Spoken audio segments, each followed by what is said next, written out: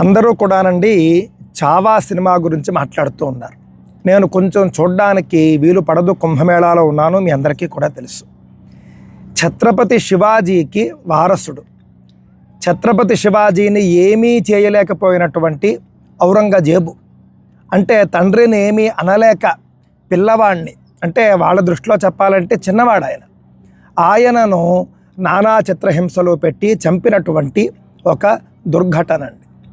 దురదృష్టవశాత్తు అండి మన పాఠ్యాంశాల్లో నాకు తెలుసు షాజహాన్ గురించి ఉంది, ఔరంగజేబు గురించి ఉంది.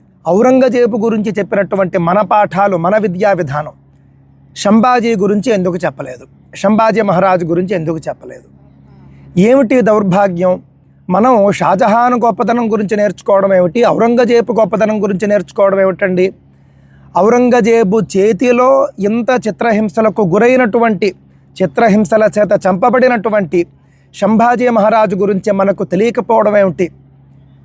అలాంటి తెలియని తనాన్ని పోగొట్టడం కోసం మనందరికీ కూడా ఛత్రపతి సంభాజీ మహారాజు ఎంత గొప్పవాడో చెప్పేటటువంటిది ఈ చావా అనే సినిమా. నేను త్వరలో చూస్తాను. ఔరంగాబాద్ అని మహారాష్ట్రలో ఉండేది.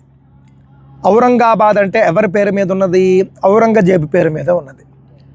అలాంటి ఔరంగాబాద్ పేరును మారుస్తూ మహారాష్ట్ర ప్రభుత్వం 2022లో ఛత్రపతి సంభాజీ నగర్గా ఆ యొక్క నగరం పేరు మారుస్తూ నిర్ణయం తీసుకుంది. మీలో ఎంతమందికి తెలుసు?